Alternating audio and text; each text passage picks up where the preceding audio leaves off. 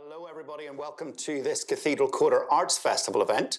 Today we're going to be hearing from Mr. Séamas O'Reilly, who's out there in lovely Hackney. How's it going in Hackney, Séamas? It's lovely. It's very warm. It's too warm. Oh, it's awful close here, as they might say it too. Muggy. Balmy. I'm Hugh Odling-Smee, and I'm going to be your host for this evening. Just a bit of housekeeping before we get cracking. So if you've got the link and you want to make a comment, because we will be taking questions from the audience, you have to go through to the YouTube link. I believe that there has been a reminder of that, but if you go through to the YouTube link, then you can leave comments up on the YouTube page, which we will then hopefully incorporate into the chat later on. We're going to be doing sort of 40, 50 minutes. Séamas has very kindly agreed to read an extract from his book as well. But then there'll be a chance to kind of engage with questions afterwards. Just for anybody who doesn't know, who's been living under a rock for the last 2 years, Séamas O'Reilly is from County Derry and loves dinosaurs and once loved farming. After announcing himself to the world with a Twitter thread about serving drinks to the President of Ireland whilst on a dissociative hallucinogen, I looked that up today, which was developed into regular columns in the... his career has developed into regular columns in The Observer about parenting, in the Irish Tatler, and has been a regular contributor to the Irish Times. He's also the features editor of The Fence magazine, the very brilliant Fence magazine, I might add. Séamas's first book is Did You Hear Mammy Died? And we're delighted to have you here tonight, Séamas. Hello. Thank you so much for having me. Good. I've just thrown a pen top around. Don't be worrying. You've very kindly agreed to read us a wee bit of the book as a sort of intro. So, do you want to get cracking, or? Yeah, I can do that for you. Just to set it up, I don't have to do any setup because it's literally the first 1,200 words of the book. So that's easy. If you haven't read it, then this will save you at least a little bit of that labour. Or you can get the audiobook and just skip that bit. That's what fast forwards are for. My dad did actually put the speed to 85% because he says that I talk too fast. Really? So if you can actually do that on YouTube, but for the live people, I'm afraid this is my reading speed. So, like I said, from the top. One thing they don't tell you about mammies is that when they die, you get new trousers. My first full day as a half-orphan, I remember fiddling with unfamiliar chords as Margaret held my cheek and told me Mammy was a flower. She and her husband Philly were close friends of my parents, and their presence is one of the few memories that survive from that period. Most specifically, the conversation Margaret had with me there and then. Sometimes, croaked Margaret in a voice bent ragged from 2 days crying, when God sees a particularly pretty flower, he'll take it up from the earth and put it in his own garden. Margaret held me in the sort of tight, worried grip, usually reserved for heaving lambs up a ladder. As she clenched my hand and told me God had specially marked my mother for death, a tear-damp thumb traced small circles on my temple. She stroked my hair. It was nice to think that Mammy was so well liked by God, since she was a massive fan. She went to all his gigs, mass, prayer groups, marriage guidance meetings, and at all the action figures. Small Infant of Prague statuettes, much larger Infant of Prague statuettes, and those little blue flat plastic flasks of holy water in the shape of God's own Mammy herself. So in one sense, Margaret's version of events was kind of comforting. It placed my mother's death in that category of stories where people meet their heroes, like Maureen Bavard getting a hug from Daniel O'Donnell in the Mount Errigal Hotel. Only Mammy's death was even better, since Mrs. Bavard didn't get to live outside Daniel's house forever thereafter, however much she would have liked to. As it happens, witnesses said Maureen cried so much she hyperventilated, leaving a shining snail's trail of snot arching from Daniel's jumper to the floor. Thereafter, the sexy eunuch of Irish country music waved her to the medical tent, where she spent the remainder of the evening clutching an ice pack to blue curls in glazed, mumbling bliss. As Margaret reassured me that God was an avaricious gardener, intent on murdering my loved ones any time he pleased, I concentrated once more on my new corduroy slacks, summoned from the ether, as if issued by whichever government department administers to the needs of all the brave little boys with dead, flowery mams. An infant grief action pack, stuffed with trousers, sensible underpants, cod liver oil tablets, and a solar-powered calculator.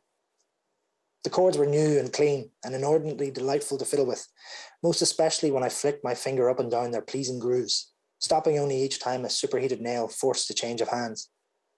I think it's fair to say I had no idea what was going on, save that this was all very sad and worse, making Margaret sad.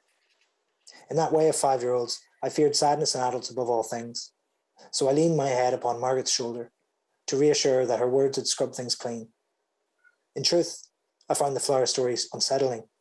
I couldn't help picturing Mammy, lovely, tired, and blue-tinged in her flowy white hospital gown, awakening to a frenzy of mechanical beeping as the roof caved in and tubes burst from machines. God takes the most beautiful ones for himself, she repeated in a tired rasp, as I envisaged the room pelted from above by ceiling plaster, maybe an oncologist or two getting knocked out by falling smoke alarms. God's two great probing fingers smashing through the roof to relocate Mammy to that odd garden he kept in heaven, presumably so he'd have something to do on Sundays. In fact, my mother died from the breast cancer that had spun a cruel, mocking thread through her life for 4 years. The hospital rang my father at 3 a.m. on Thursday, the 17th of October, 1991.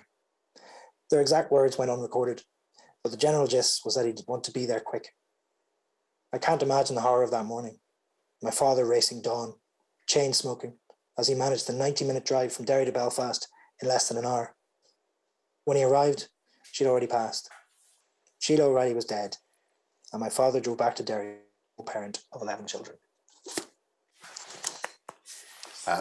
If we were in real life, in a real room, there'd be quite a round of applause. Now, Séamas, obviously, so you'll just have to put up with me, my slight applause. It's your first book.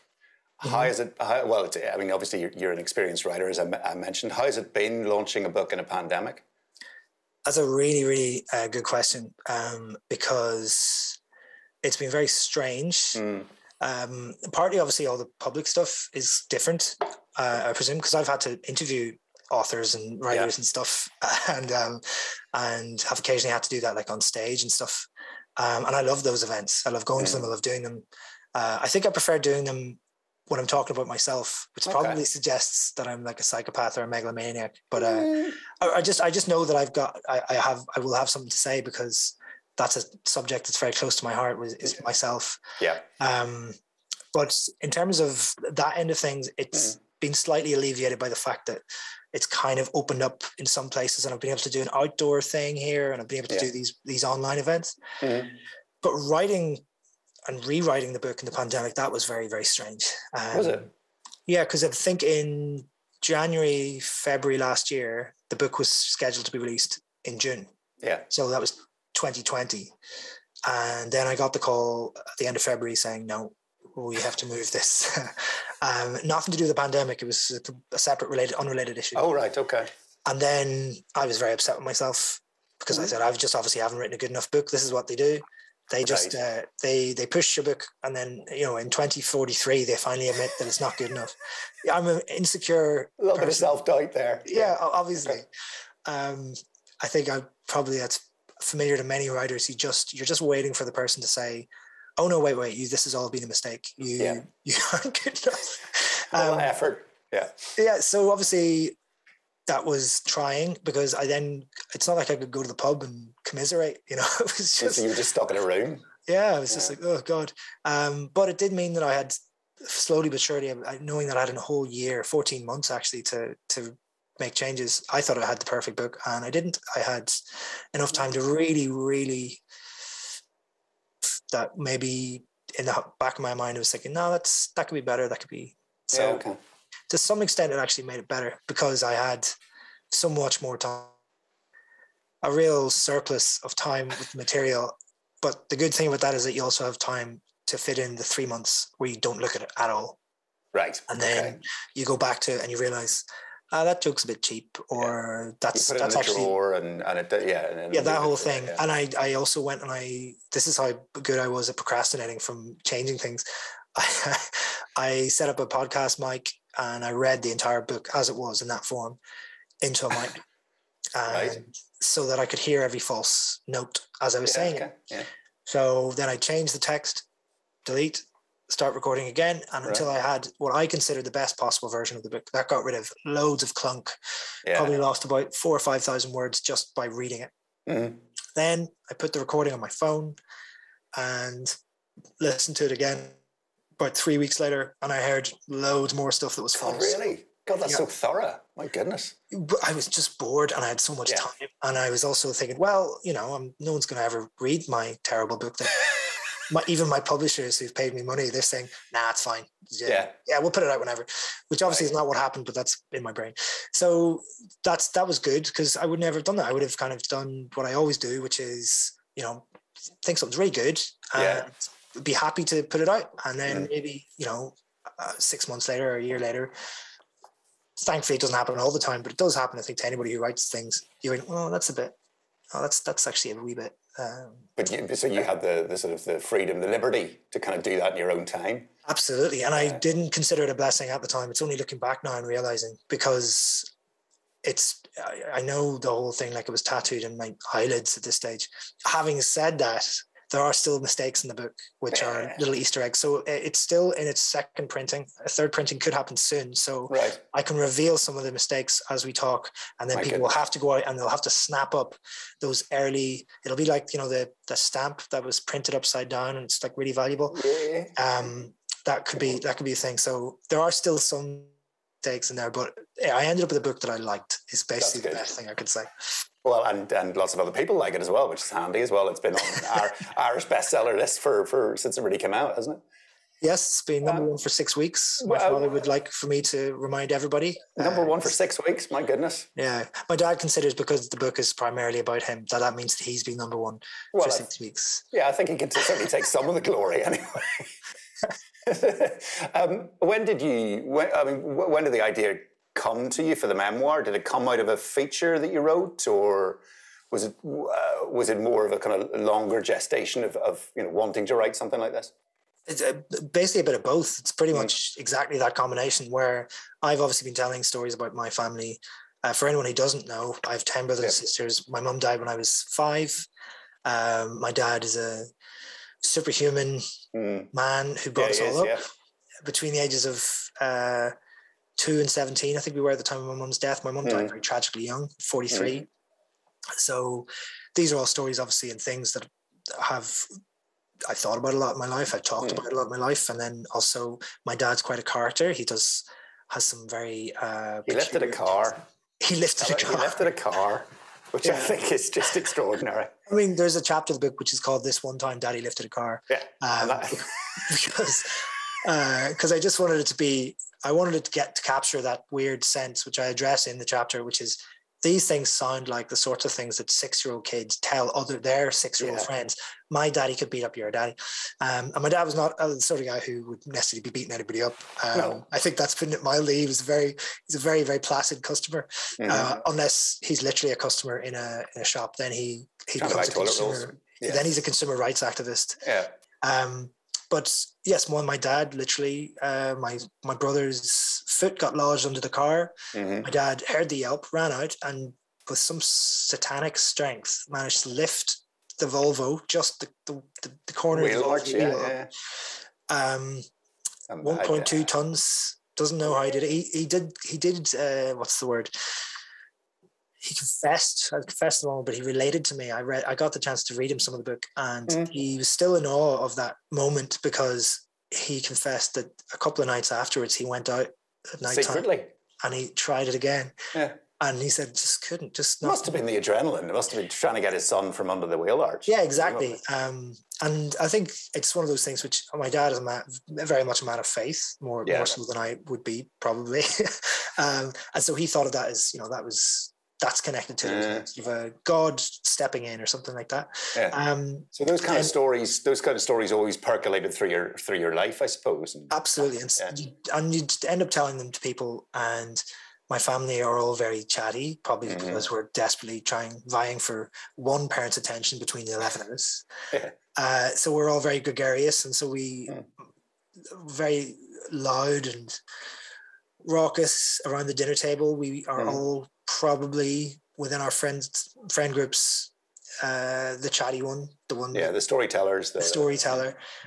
So there's just been this sort of communal sort of hive mind of stories about this person, that person. The title of the book is drawn from one of those stories, which is "Did You Hear Mammy Died?" is the name of the book, obviously. And that's a direct quote from me at my mum's wake, where I was left unattended for 10 seconds, and I was spotted at the door greeting horrified mourners with my arm outstretched saying, "Did you hear Mammy died?"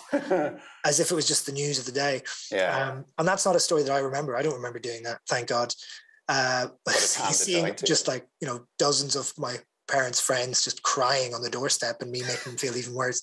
But it's one of those ones that's been kept in the sort of the folk memory of the family, because those who did see it, they tell it every time we're all together. Yeah. So I thought I'd put some of these down anyway. I had been telling some stories on Twitter about my dad, and famously I then had a bigger Twitter break with a certain story about a certain president. And off the back of that, Belfast born, I might add. He is indeed. And off the back of that, I already had a column in the Irish Times by that stage, so I wasn't completely obscure by any means. No. I'm not saying it was a total rags to riches, but it was a game changer because it meant that something like, I think 80 million people ended up reading those tweets altogether. So it was just a silly lightning bolt. And off the back of it, that when those tweets came out, my colleagues and I basically gave it in for the afternoon. We laughed so hard for so long that actually at the end of it we just knocked it on the head and went home, because there was no work to be done that day.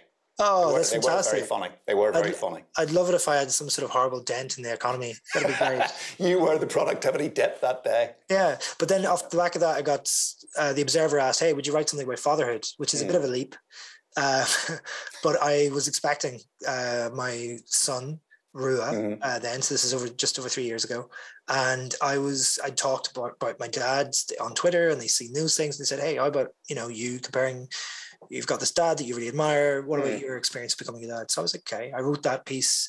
They liked it so much they gave me a column, which I still do to this day.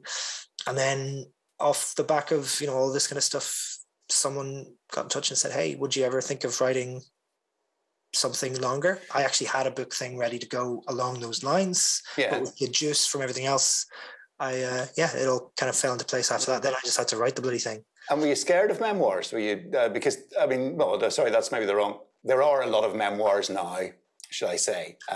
You know, there's Sinead Gleeson, or there's Emily Pines, even just specifically Ireland. You know, Patrick Frayne wrote a memoir of late and stuff like that. I mean, was there anything you researched? Were there other memoirs that you looked at to sort of say, well, it could be a little bit like this? Or did you just think the stories were so strong it was going to carry it across anyway? No, well, I absolutely, for memoirs, I mean, I grew up loving Roald Dahl. I remember reading Boy and Going Solo, and the lightness of touch of those, or Gerald Durrell's My Family and Other Things. Yeah. I mean, those just that kind of lightness, and even I think Bill Bryson, David Sedaris. I think those kinds of books where you didn't even necessarily have to have anything particularly momentous happen. I mean, literally, David Sedaris can literally write a story about going and buying a pair of trousers, and, you know, to quote the great Frank Carson, it is just the way he tells them. So you don't necessarily need to have been, you know, sometimes you read those books as like, I survived a plane crash in the Andes. You're like, geez, this guy must have a fascinating life. You're like, well, you can have all these fascinating things happen, and then you don't write a good book. Or that can be just one exciting thing that happened, and the rest of the time you're a postman. Deathly dull, Yeah, exactly. So I was like, don't get too hung up on necessarily having all of the events be super exciting or sensationalized. More focus on the ways in which you relate to a turn of phrase or a joke, or the way that you sitting around the table, the things I would admire particularly in my mom's friend Patricia, or my auntie Aileen, the way that they would tell a story, or the way that they would just have these little right angles in the middle of a story, often delivered very deadpan. Those kinds of things were kind of my leading lights in terms of how do you keep a consistency throughout, because it's by virtue of the sort of headlines of my childhood, it could be a very sad and thus quite bleak book. You could write that version of the story, but it would just, first of all, it would be very boring, and secondly, it just wouldn't be true. Like, that's not what my life was like. I had a very, very happy childhood, due in large part because of my wonderful family, and particularly my astounding dad. But that doesn't mean that there weren't also sad bits. And the main issue, the thing that would have scared me when you mentioned fear, because it was a fear, I had a deep, deep fear of getting the balance right, because I write humorously. Well, I was going to ask about So how does one manage that? Did the rewriting process that you went through during lockdown, did that help with that? Maybe in terms of tone, in terms of what's a cheap joke, what's a I think it did. I think I had, to some extent, I had ownership of the material, so I thought people were going to give me slack because I can laugh about this thing, but you can't, kind of thing. But then I realized that you also have to help the reader to get that same license, because there are people who write very acerbically and bitterly, and it's absolutely hilarious for 20 pages. And then you're just like, this is actually it's a bit too much. Like that. You're like, not everything's a joke, and not everything is, not everything is worth ridiculing, or even, that kind of, there's this sort of almost a very arch kind of nothing means anything. We can joke about everything. Well, the problem with that is that if you get the balance wrong, it just becomes very one note.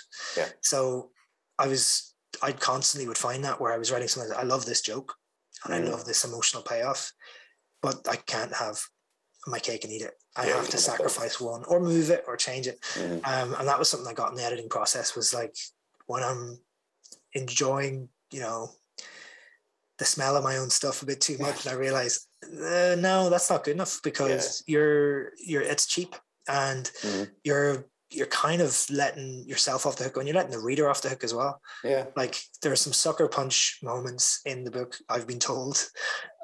Yes, there are. Yeah. Well, even that extract you read, even the opening extract, there's a juxtaposition there of kind of childhood innocence and your father hearing the news that he has to hear and then come home. The juxtaposition there, it doesn't. No, it's not a sucker punch. That's not the way. I would just say that's what life is, isn't it? Yeah, well, I've been saying that a lot. Is, I think some part of it is probably, if not unique, at least it's very heightened in Ireland, and I would say Northern Ireland in particular. The gallows humour, the black humour, that kind of thing. Yeah. I think that's probably true, but I also think it's almost universal. It's been really interesting hearing, because I live here in Hackney, and hearing from people who've read it from West African backgrounds, or from Southern Mediterranean backgrounds, or from backgrounds in the Arab states, and they have very similar, huge sort of funereal arrangements in a lot of those cultures, where there's a lot of singing, there's dancing, there's laughing, which maybe you don't get in Northern European places as much as you do in, say, Ireland and Northern Ireland, but which you would expect that in Sicily, you would expect that in Ghana, you would expect it in other places. I don't think that's sort of the thing which I wanted to get across, in the fact that death can be so absurd that it's hilarious, and also the child's understanding of death is absurd, or knowing what heaven is. I think those things they're not just worth going through because they give you a break from grief.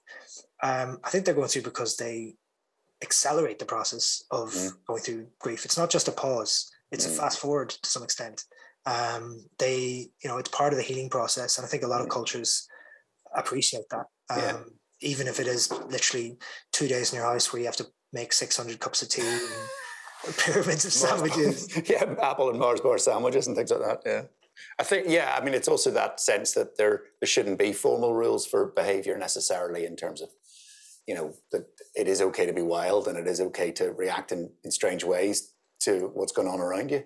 Yeah, or even somehow the ritualisticness of having a wake or a funeral, and having, because I'm thankfully I've never had to arrange one as an adult. And I haven't really been to very many since I was a child, to be honest. And I can't imagine, if God forbid something like that was to happen, I'm not sure that I'd want to have loads of people in my house and be serving them cups of tea and pyramids of sandwiches. Maybe I just want to just be in a hole and just be on my own. I think maybe that's what I would want to do. But perhaps I would still end up doing it, because tradition and ritual maybe sometimes takes you out of your own head, and it gives you a formal scaffolding along which a totally demolished and broken heart can just, recline and you just sit there in that one place, and people will come around you and help you do things, and you won't want to serve the tea, but you're going to serve the tea, and you won't want to talk to your second cousin's fourth cousin, but you're going to shake their hand. Exactly. And there's a writer part of it, yeah. There's a writer called Kevin Toulis who wrote a book called The Irish Way of Death, or I can't quite remember what it was, but he'd lived in London for a long time, and I think his parents had sort of been through that slightly slower kind of death process that is often in England, where, you know, you have to wait 3 weeks before the funeral and all that sort of stuff, you know.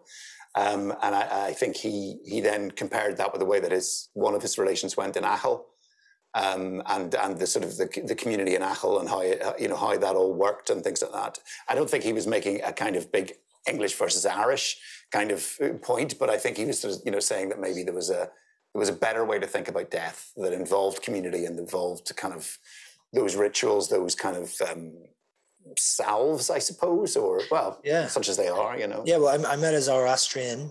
Parsis, or a woman of Zoroastrian heritage. I don't believe she herself was practicing, but her parents were. And her mum had confided in her that when the time came that she would die, the mother that is, she would like some small part of her body to be consumed by her children. Oh. So, and her children are absolutely sort of anglicized, grew up in, like, you know, Barnet or wherever it was. And so they were horrified. Yeah. And she says, well, you know, you'll be horrified now, but when the time comes, you're going to have to do it, because that's the ritual and that's what you do. And so her family are as sarcastic and mocking and terrible as I am. Yeah. So they just started making fun of it. You know, they were saying, like, okay, well, sure, when we think that you're on the way out. Which bit would you like? Yeah, what bit do you want? Should we season you and all this? And the funny thing about that is that's the story which I laughed about that so much, because there's something so liberating about challenging. Everyone is terrified of their parents dying. Everyone is terrified of death, full stop. Whistle past the graveyard and all that. Oh, absolutely. You know, and to puncture it with that kind of levity and warmth, like that's the sense of something which I really, really gravitate towards, because especially whenever I make a line at some point in the book, I say, you know, God forbid that I would say that what happened to me was actually sad. Because to some extent, I think I play it down sometimes, and I have had grief, and I have had loads of things that were bubbled up, and you process very slowly. And people have reached out when they've read it, and they've said the same thing, which has been incredibly moving for me and amazing. And there's another thing, which is you can, even at those points, even at those really, really hairy parts, you know, you will still laugh. You will still have all these other, you know, wonderful little just specks of light poking in. And it's sometimes, whenever I read accounts of death or funerals or wakes, or I think it's particularly in very worthy and well-made and beautiful movies and dramas and plays, where there's nobody cracking a joke. And there's nobody acting a bit weird.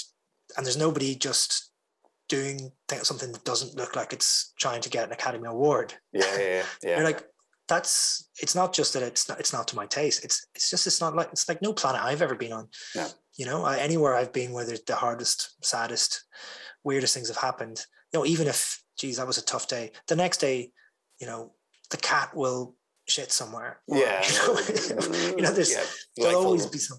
There's something that always pokes through, and if you can't if you can't find that, then I think you're not actually finding the nut of things. You're not finding the truth of it. So it's a very, very roundabout way of answering a question. I can't remember what it was, but well, I wanted to ask about the rest of the family and how your brothers and sisters and your dad as well, and how they felt about you writing the book. Were they all right about it? No, I've been fully disowned. Good. Luckily, I've been very, very lucky. They're lovely people, first of all. So if they didn't like it, they haven't told me. But I get the sense they probably would have. My brother Shane did say when he listened to the audiobook that I sounded like Rorschach from Watchmen, because I'd done it in such a deadpan, gravelly voice. So that's and they've all quibbled with facts, you know, people saying, I wasn't there or whatever.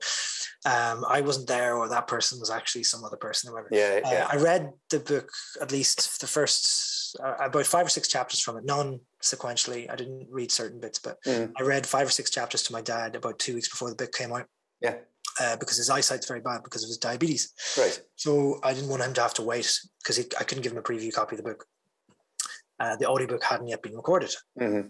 So I sat down, and it was really awkward at the very start because it was like that bit at a party when someone gets their guitar out and is like, and then they say, "Oh, this is one of my own songs." And you're like, "Oh, Jesus." Yeah, because even if it's the best song in the world, you're still like, "This is very indulgent." It's not the time. Yeah. It's not the time or the place, and you're demanding too much attention for your own labours. Like, come on, that's ridiculous. So we got past that. I made him laugh the first few times, and then he eased into it. And I could tell he was enjoying it because, well, first of all, he was being quite nice and saying he was enjoying it and laughing and stuff. But also he kept interrupting me. Right. And saying, no, we got that car in 1990. Not 1991. These are the things that I remember, yeah. I was like, yeah, Daddy, just let me get a pen and pad. Because the things that he has taken issue with are all those kinds of things. At one point in the book, I say that my dad knew every single priest in Ireland because my dad knows every single priest in Ireland. And he says, well, that's an exaggeration. And then after like 4 or 5 minutes where I'm sweating here, I'm reading this book, I'm wondering if he's going to enjoy it. So I'm trying to get through this thing. Yeah. And he's 5 minutes, he's telling me all the priests that he doesn't know. Right. Which is a pretty impressive feat. If you think about it logically, how's he doing that? Yeah. But also he basically settled on 70 to 80% would be fair.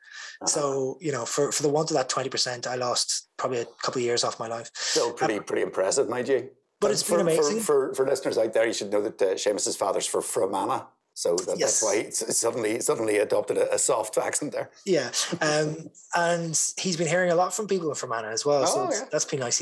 People have been ringing him up, and people from way back in the day, and people who knew my mum. Who, I mean, I had someone contact me out of the blue and say, "Hey, you don't know me, but I went on my mum was a teacher, and he was from another school that my sisters went to." And my mum had attended a school trip to Germany with them. Really? And he had pictures. Can I send you some of these pictures? So they're taken 6 months before my mum died. Yeah. I've never seen them before. She's wearing a collection of the most repulsive shell suits you have ever seen in your life. Because she's a 1991 Northern Irish mammy, so that's what she's wearing. They were comfortable, you know. They were comfortable and people could hear you coming. Yes, so that's good, you know. They were highly flammable, and you know all that. Which is probably okay. So the downsides for Troubles era is that they were flammable, but people can hear you coming, and you can be seen from a long distance. That reflective, even. Yeah. So that's good. But it has produced loads of lovely connections like that. I mean. Nice. And you know, people, my families, my brothers and sisters, friends have got in touch. I mean, that's something I didn't expect to happen. I mean, would this be an appropriate point? We should mention the connection we have as well. Yeah. So I should say this to anyone watching. This is an exclusive. But I was told that Hugh was going to be doing this talk, and the surname Odling-Smee. I think, as you even said yourself, Hugh, there's not too many Odling-Smees. No, there isn't. No.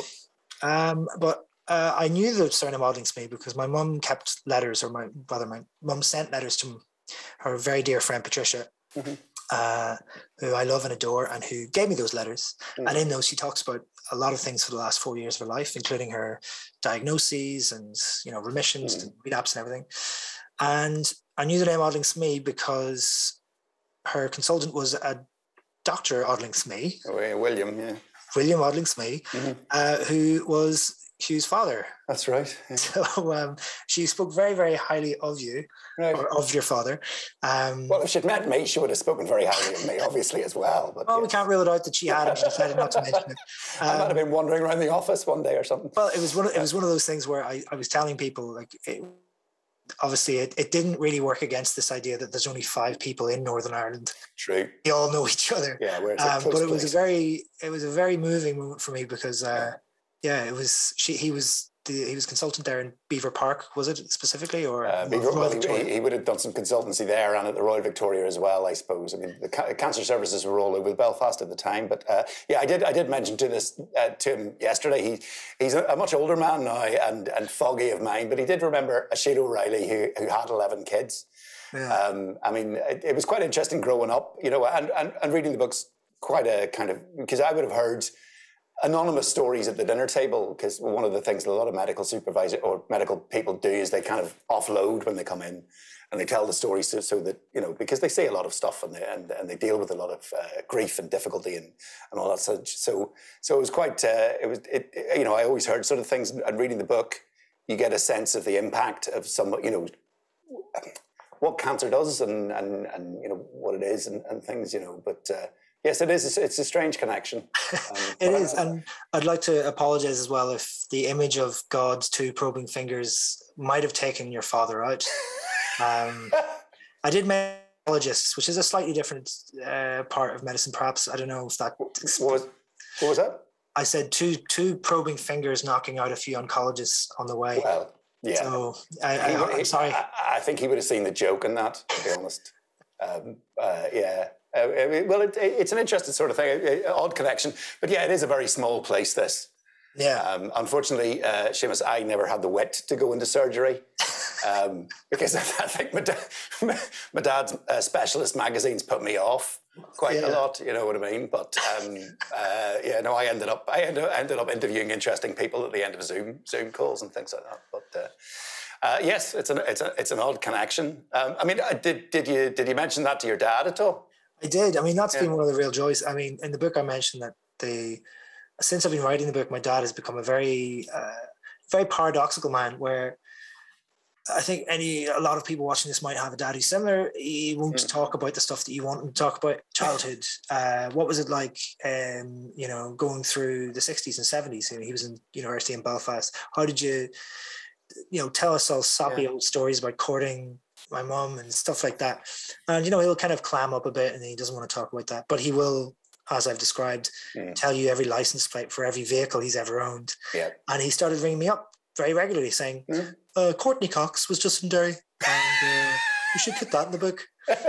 Like, what kind of book is this? Or like he'd hear a skit on Radio Ulster or Radio Foil, like some political skit, and he'd ring it up and relate it to me as best he could. If it was your divine interest to keep sort of military secrets, I would instruct you to tell my father and then get him to call me, because very little information is ever exchanged when he's trying to describe a sequence of things that he's heard on the radio. So it was maybe just atmosphere and kind of yes. Right, okay. So during that process, it was because my dad never ever rang me before this. It was always a one-way. I'd ring him once a week, twice a week, or whatever. Just check in, talk nonsense, talk about Irish politics, and pretty much who was pregnant or getting married or whatever was happening in the family. And then it started him ringing me, and I was like, this is strange.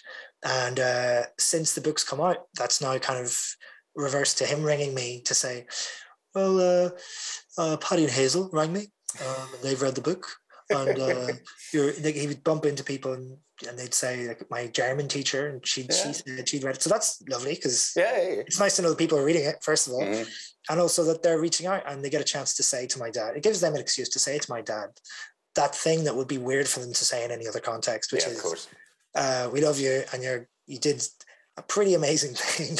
He's extraordinary. I mean, he really comes across as just one of those people, indefatigable, I think is the word. He seems not to be bowed at any stage. I mean, I'm sure he was. I'm sure there were dark nights of the soul, but he just seems to have accepted his job was to raise you.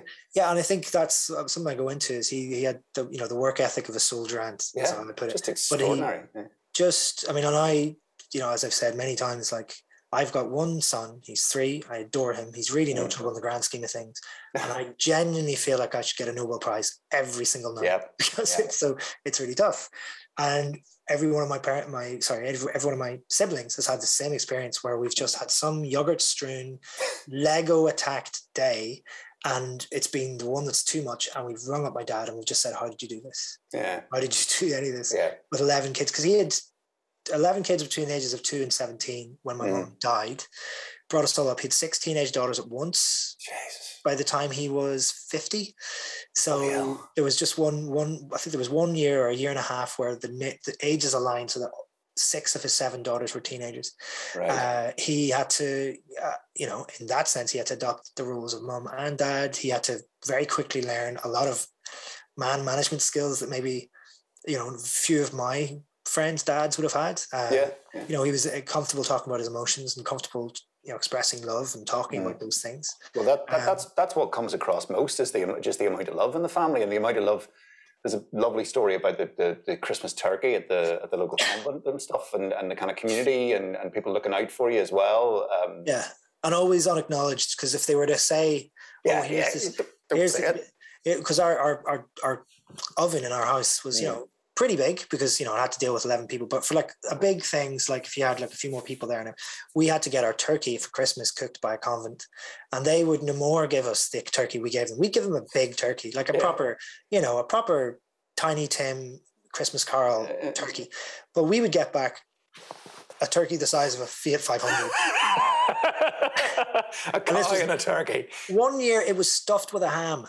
It was stuffed with a full ham. Like, I've never seen that before since. It was like an ostrich. It was a cassowary. Right. And this was never mentioned. There was never even a wink or a nudge. They just gave it, wished us Merry Christmas. My dad said a very fulsome thank you. Yeah. That was it, because that's another part of the fuss. Sort of heuristic is not only do you not want to make a fuss, but you don't want to foist fuss onto other people. You don't want to make a fuss out of, you know, like making it seem like it's charity or it's pity or something like that. So yeah, I think that kind of thing, the sort of rallying around the humor to be found in the fact that we were carrying, you know, a bird that you could literally convert into a back bedroom. You can all got into. Yeah, like destroying the suspension on our car. Yeah. And you'd be eating sandwiches out of it for 4 months. Yeah. You know, that was those kinds of things. They're too ridiculous not to, for me at least, to make a bit of money out of a book. Yeah, I think that's fair. I mean, you mentioned about fuss and stuff like that. It's very, very interesting. There's a wider thing within it about your own experience of grief, and how it has affected you.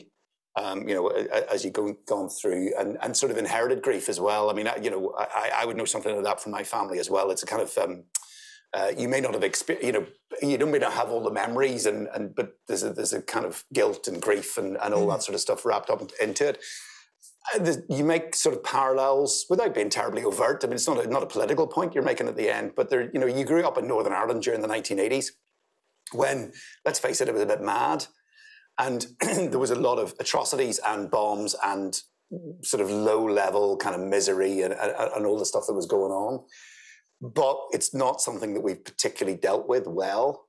That grief and that trauma and those sort of things come out of it. And one of the things you talk about is not making a fuss. It's not, you know, there's a kind of it'd be grand, you know, don't look at it. Don't look at it too closely. Yeah. Do you think there is something wider about the way we deal with things here? I mean, absolutely. I think it's a double-edged sword, because to some extent, wallowing obviously is bad. And I think that's one thing which, I mean, we were speaking just before we went live about somehow that I think a lot of Northern Irish people, when we go to other places, there's sometimes an accusation that we do wallow, or that we're always wanting to talk about the past. And so, well, the past isn't over yet, first of all. Yeah. So I think we're allowed to talk about it. But also, I don't think we do. I think, to be honest, there's an awful lot of, the problem is it's less wallowing and it's more ignoring and dealing and letting things fester until they kind of spike up again. And I think I had that in, you know, ways large and small in my childhood, where I was probably too young to accept grief. I mean, I think you'd be hard pressed. It'd be pretty harrowing to find a 6-year-old that was resigned with grief. So that was probably unavoidable. But what happened to me then afterwards was, you know, I'd get a wee bit older and then it would surface again, and I'd be like, why am I so upset? Or why? In one case, I had insomnia for weeks, which I talk about in the book, which kind of developed into appendicitis. I think the appendicitis was caused by being run down and stuff. I don't think grief can literally give you appendicitis, but whatever happened, the two things were right beside each other. But those things are, I think you can project them onto the wider things of, you know, there's 100,000 people, I think was the records that I found, 100,000 people in Northern Ireland still living who lost an immediate family member to violence. Like that's an absurdly large percentage of the population, and that's not counting the best friends, the work colleagues, everyone else. And, you know, to some extent, as much as, you know, people say we talk about this thing all the time. We kind of talk around it. We talk about the smallest little garnishes on the edges things. We don't talk about how it makes us feel. We don't talk about how it's maybe deadened us to things, how it's made us just made it harder for us to acknowledge grief for its specificity, and to think about it in ways that are very, very personal, because there was just so much of it around, and nobody's story was any sadder than anyone else was the kind of thing I used to hear. So, oh, sure, you know, it's not as bad. Everyone got it. Yeah. I mean, what a very, very trite and small version of that is what's, you know, the last year everyone has had COVID, or has been living in lockdown.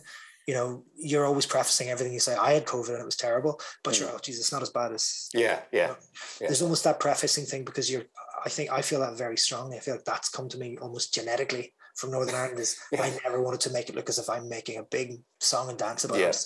I haven't got it as bad as anyone else. And at some point you say that to yourself enough times, you're not remembering the sadness that you do have. You're not actually dealing with it. You're, to some extent, you're rising above it, but you're only rising above it because you're burying it. And that can work for a while. I mean, it did work for me for a while, but it's not a long-term thing. And I think, you know, Joyce's whole line about history being a nightmare from which he's trying to awake. Yeah. I think that's kind of writ large in the small G grief, you know, that you experience in your everyday life, and then the sort of big social griefs that still have all of these little undiscovered little landmines. And the reminders all the time, and the kind of the unspoken, and people talk about justice and, you know, kind of those kind of ideas. I think that's it's not so much the straightforward version of justice, i.e. somebody goes to prison or something like that. It's more acknowledgement and, you know, awareness. But I can remember, you know, in the early days of the 2000s and stuff, people used to talk about, what do they call it?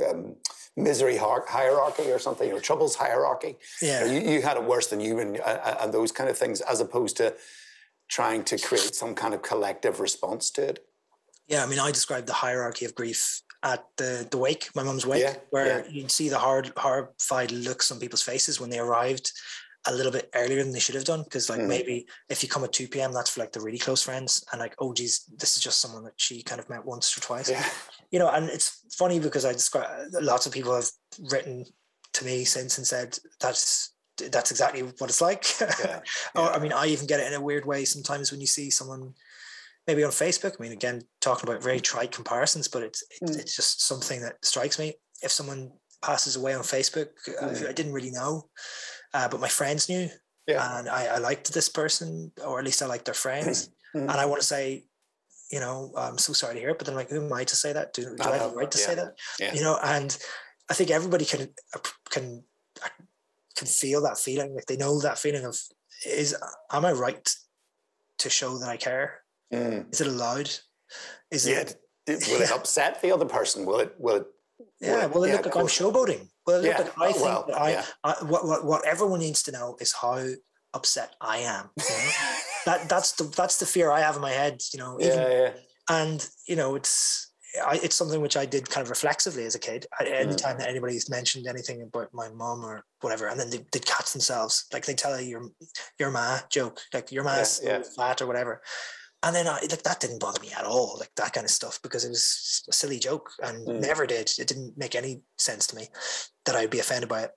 But I would just see their faces crumple when they realized that they were talking to the boy with the dead mum, and they're like, no. And I was like, no. And then I would try and play it down, and it was always just so awful, because then you're all of a sudden you're in like cleanup mode. There's one extraordinary. Is it a Swedish girlfriend mother or something like that? My friend Charlotte, her mum is Swedish, and it's just extraordinary. She so basically I was in college in Dublin, and we were sitting down and having dinner. It was all very civilized. And Charlotte's mother, who is Swedish, is not named Sweden. You can't do that.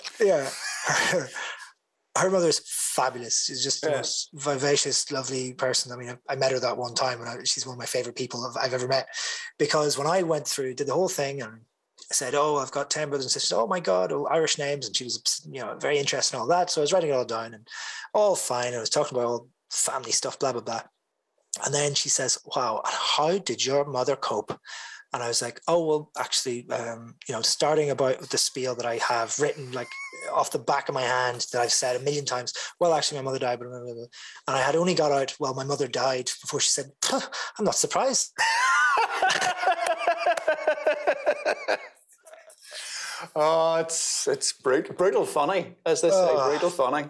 Yeah, I need to finish. We should. I want to ask you a couple more questions, but if anybody has questions for the YouTube, get them up now, and because we're going to wrap up in the next sort of 5-10 minutes.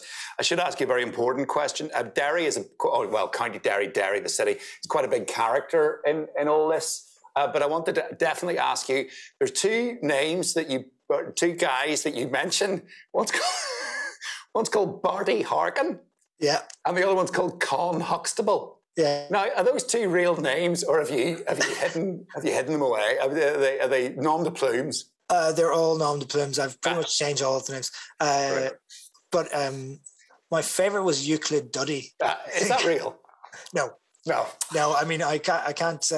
No, I took the decision to change as many names as weren't immediately needed, really. So my family's names are all the same.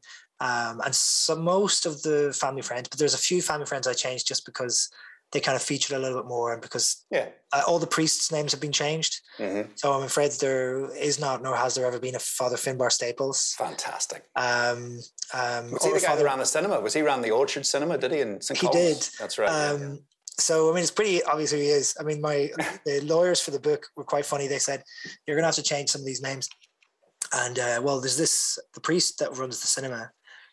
You describe him holding a child upside down and shaking him so that confectionery will fall out. They don't Skittles and stuff. Yeah. Bring in your own sweets, and which is obviously a grotesque, cartoonish exaggeration that is just for comic effect. And I said, okay, I can change the name, but I'm just saying that anybody from Derry who's reading it is probably not going to have to search their film of memory for too long to think of that one priest that ran a cinema in Derry. There's not too many of them. No. So I did change those. I also have a spreadsheet full of stupid names. Oh, that's handy. I've had about I added to it most weeks. I've got about 200, 300, but I've used about 50 or 60 of them up. Mm-hmm. So I'm upset that some of them may well come back. Puff Clancy, I've always quite liked. Puff Clancy's a good one, yeah. Sammy Ding. I knew a fellow called Sammy Ding Dong. Yeah. I don't think Ding Dong was his real second name, but anyway. And the important question, is Derry funnier than Belfast? Well, yes. Okay. I think it's because if you're the little brother, you kind of are. At the very least, I know that all the funny people I knew growing up were in Derry, so I can't really compare the two places. My knowledge of Belfast is not huge. But I do think there's something to be said for that kind of heuristic, although that then automatically suggests that the people of Fermanagh must then be more funny than the people of Derry. So, and judging by some of my mum and dad's closest friends from that neck of the woods, there might be something in that. I will say that Derry, one thing I've really loved about Derry Girls, which I do adore, is that it is captured. I think it has captured that thing about Derry that I really, really like, which is the sort of pig-headed irreverence, lots of warmth, and a sort of a love for just gleeful mockery that maybe is lost in some of the slightly more po-faced things that get written about this part of the world. So, yeah, I think so. I think it's all, I mean, if you read all the kind of Belfast thrillers and stuff, it is all quite serious. Yeah, and it's very hard-boiled, and they do get the sort of local cant and the dialect, but it seems a bit too, like everybody is like chewing on a nettle while they're talking, which is just not easy. It's also like in Derry, obviously, if you were to write like a horrible procedural thriller in Derry, which people do write very good ones, But like, if you might have to excise the fact that everybody says we before every single line. You know, like I swear to God, it happened to me. I've been saying this for years that this was going to happen one day, and it happened. I heard someone refer to a wee lorry. Right. Because I was like, what's the biggest thing that can be referred to as? It was like, give us your wee coat there. Give us just any proper noun or any noun of any type. I was like, could you have a wee aircraft carrier? Or he's just wee over giant. there, but the wee quarry. The wee football stadium. Right. Like what is the so and a guy last week, he referred to something as being, when I was back in Derry to see my dad, he referred to this, it's just over there beside the wee lorry, an 18-wheeler, the biggest object in 2 miles around. But it's, you know, it softens everything. It, Yeah, if you left out the we, the world would be a harsh and horrible place. That's true. You know That's it. It just takes the edge off things. Maybe that's our one way of dealing with grief. Brings things down to size. Tell us about how you follow something like Did You Hear Your Mammy Died? What's next? I think is what I'm asking. What's next? Well, my dad has threatened to write a follow-up book with all the license plates. Excellent. And, bills of sale. We should mention the video collection. Right. Well, yeah. I have actually thought that would kind of be good. Would be to have some sort of a live event where I have all the videos there, and like it could be like a movie night and like at random, maybe like a Wheel of Fortune. So for anyone who doesn't know, who's watching this and deciding, I'm going to watch this before I read this fantastic book. The 30-second version of the story is my dad, who I terribly, horribly, and cruelly thought of as a God's one perfect miser when I was a child, because obviously as a child you don't know that someone on a single civil service wage with 11 kids has got other things going on than getting you a Blockbuster card or taking you to the cinema every week. So my dad had one of those early little videotape machines. He loves anything to do with technology and AV tech and anything like that. He's a big nerd for that sort of stuff. So he recorded films, not just films, but every film that was on TV. We eventually ended up with an 800-strong collection of tapes, which he then got in the late 80s, got a very early version, like sort of a database program of sort of pre-access Excel, anything like that. Laid out every single one, added his own ratings, the type of tape that was used, the duration of the tape, how much was left on the tape after the tape, the stars. So it was like, it was a very early kind of database system that he was using as well. Yes, I think it was Approach or Lotus AV Pro. This is the bit where he would be screaming at the screen because this is the sort of thing he can't abide me getting. I can say anything I want about him, but if I get his like technical details wrong, so I still, my dad even, which is astounding to me, sent me a digitized version of it. He converted it to an Excel spreadsheet. How he managed to do that now, I have no idea. Right. Okay. It's searchable now. It's searchable. I may well put it online at some point so people can see. I mean, it contains some pretty spectacular double bills because my dad loved getting the last minute out of a tape. So you could have RoboCop was back to back with a live performance of A Woman's Heart. Pride and Prejudice is back to back with Highlander, I think. Right. And then there was one holy tape, which was, it's almost like CIA torture, is Police Academy 4 followed by Police Academy 2. So wrong way around. with one movie missing. So two pretty terrible movies, back to front, back to back. Yeah. Missing the middle. Right. So that's like being waterboarded. But we watched probably 400 times. What you could do is I know that St. Column's Hall is now a venue again. You could take a cinema space there and you could have a Wheel of Fortune and the people of Derry could come along, or the priests of Derry could come along. That's, I think we need to stop talking about this publicly because we've got an idea there. It's a cracker. The Wheel of Fortune for the video collection. I mean, I think it's a beautiful way to maybe draw, because it is about your father, but also your analysis of grief during the book as well, because you're very aware, why would this happen? Why would this kind of collection? But losing yourself in archive and building collections and technology and things like that was maybe a way to kind of deal with what was going on in the rest of life, I suppose, as well. Oh, absolutely. For me, it was. I mean, even when I was writing the book, it was, I took a lot of pleasure from procrastinating basically. Yeah. A, because I didn't want to write the book because nobody likes writing a book and nobody should do it. It's a bad idea. It's very unhealthy. It's torturous. You just read every terrible thing that you write every day and you think, this is not the job for me. Yeah. And there was more of those days than there was the opposite. I'd say it outnumbered 10-1. So I would get all these documents. I'd get together little clippings. I'd find stuff from the Derry Journal about a bombing that happened in the top of our road, and I'd put that in a little folder and everything in its right place. And I caught myself when I had the clippings here, I had the recordings here, I had this, and I was like, oh my God, I'm my dad. And then I think, well, what was going on in his life when he was doing these things?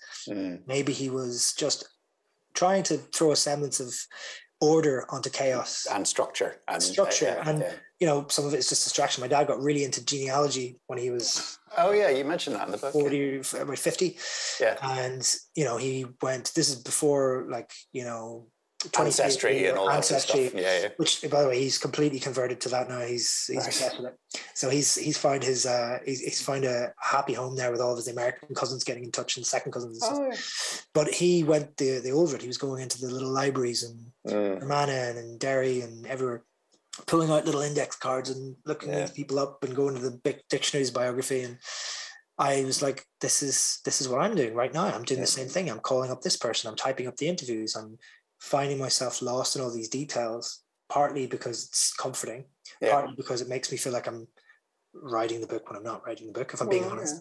But also because it throws a sense of, I'm in control of this. If I have every single fact, if I've got everything available, I can make sense of this. Or at the very least, building up this archive of such things means that I get to delay the awareness that I'll never make sense of this. So I would say, yes, you become your father. Well, at least in the process, you get to write about him and make a few quid. Well, that's true. Yeah, no, absolutely. All I do is lay out the breakfast things every night, like some kind of shadow of my father. That's what I do. Whoa, do you do that? I've never got to that stage yet. Oh yeah.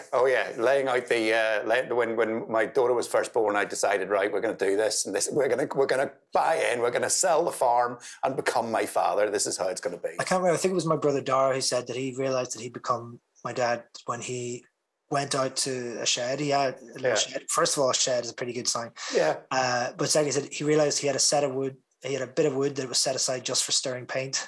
Aye, that's it. So don't touch that. That's the paint stir. Yeah. Well, Séamas, we've actually talked for an hour now, and it's been absolutely lovely. None of the bums out there have actually asked any questions, so we'll draw it to a close now. I hope you all enjoyed it out in YouTube land. Anyway, I certainly have. This is the book. And you should go to all good bookstores. I believe that No Alibis in Belfast has some signed copies. Is that right, Séamas? I believe that's the case, and if they don't, they can give me a tinkle, and I'll we'll do book plates and stuff like that. But many Little Acorns in Derry, if you're up there as well, and many good independent bookshops right across Northern Ireland and wherever you are, you should definitely go and buy it. Séamas, it's been lovely to talk to you and lovely to sort of virtually meet you. Anyway, I hope you come to Belfast with your next book as well. Whatever that might be, and I know you've got to go and make the dinner, so it's take it easy. Thanks so much. See you soon.